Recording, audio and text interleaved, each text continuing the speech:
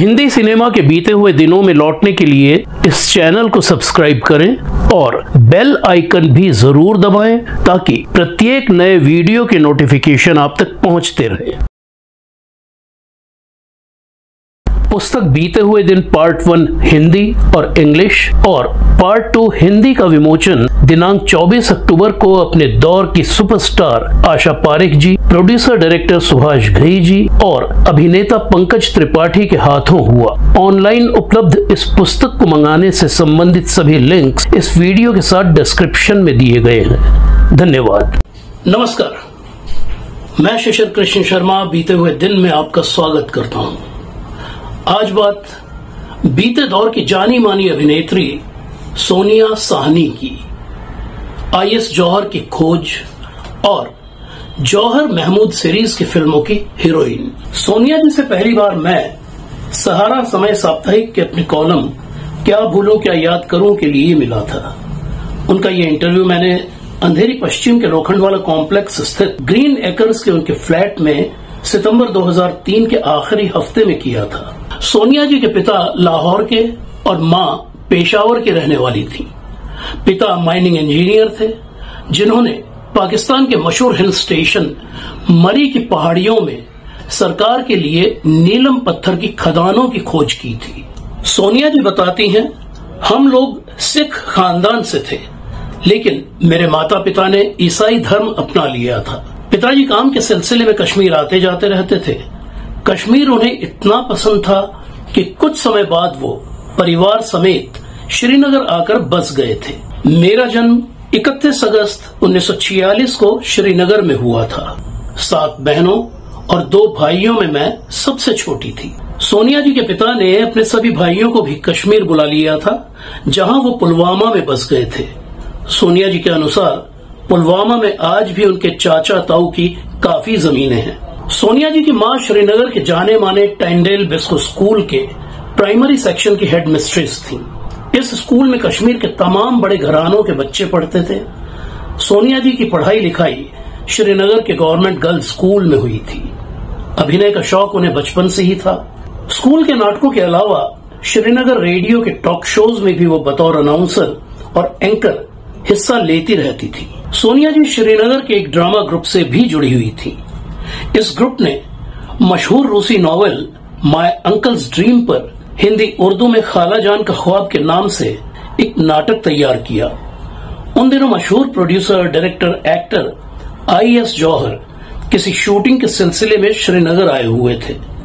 उन्हें बतौर chief guest नाटक देखने के लिए इनवाइट किया गया।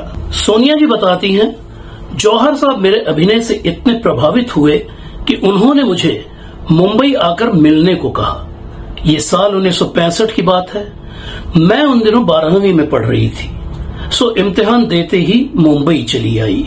सोनिया जी को मुंबई में जरा भी संघर्ष नहीं करना पड़ा। आईएस जौहर के साथ उनका 5 साल का कॉन्ट्रैक्ट था, इसलिए मुंबई आते ही उन्हें फ्लैट गाड़ी के साथ साथ हर महीने अच्छा खासा वेतन भी मिलने लगा। सोनिया जी का असली नाम उषा साहनी है, लेकिन जौहर साहब ने उन्हें ये स्क्रीन नेम दिया, सोनिया साहनी।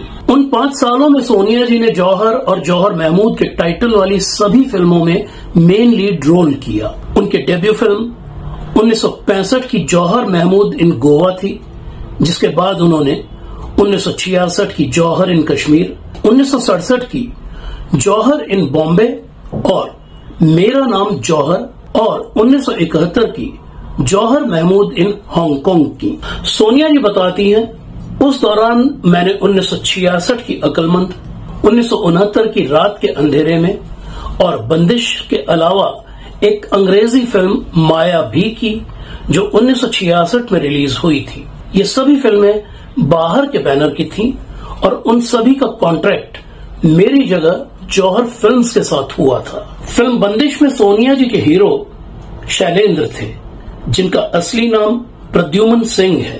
प्रद्युमन दरअसल दारा सिंह के बेटे हैं।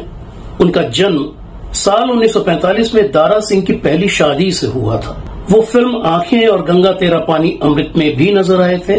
अब वो मेरठ में रहते हैं। फिल्म बंदिश को गायक जसपाल सिंह की डेब्यू फिल्म के तौर पर भी जाना जाता है, जिन्हें आगे चलकर फिल्म गीत गाता चल के गीतों से पहचान मिली थी।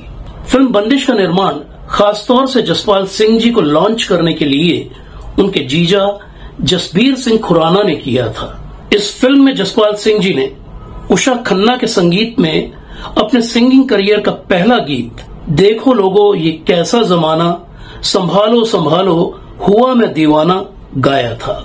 जौहर के साथ कॉन्ट्रैक्ट खत्म हुआ तो सोनिया जी ने भावना, शराफत और उपासना जैसी 2-4 फिल्मों में बतौर हीरोइन और साइड हीरोइन काम किया, लेकिन बतौर हीरोइन उनका करियर ज्यादा चल नहीं पाया। साल 1970 की दर्पण से सोनिया जी ने कैरेक्टर रोल्स की शुरुआत की।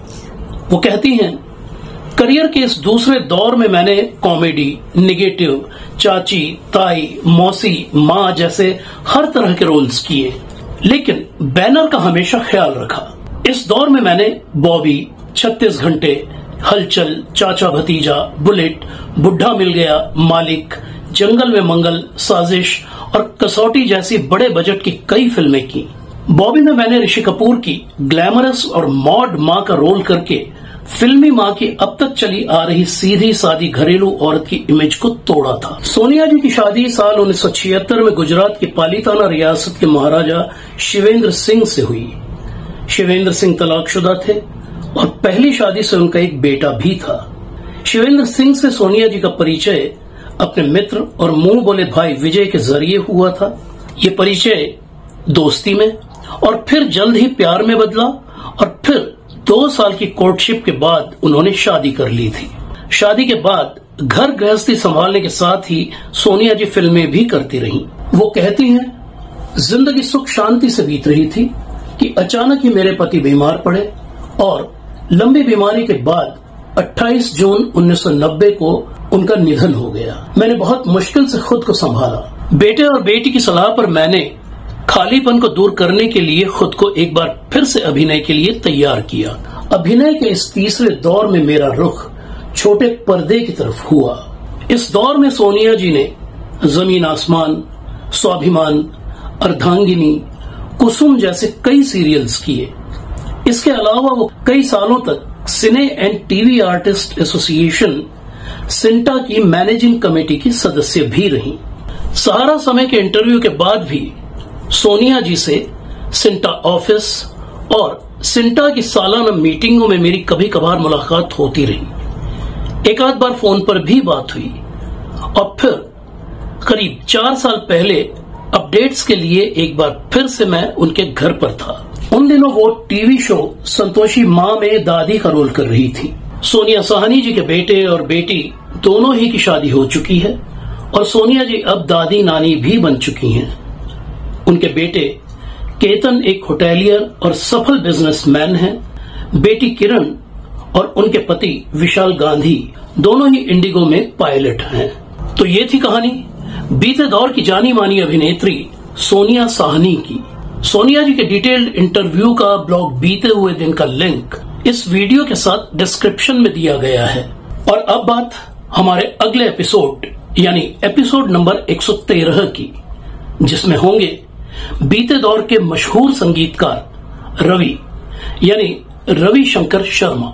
हमारे इस एपिसोड को ज्यादा से ज्यादा लाइक और शेयर और चैनल को सब्सक्राइब जरूर कीजिए।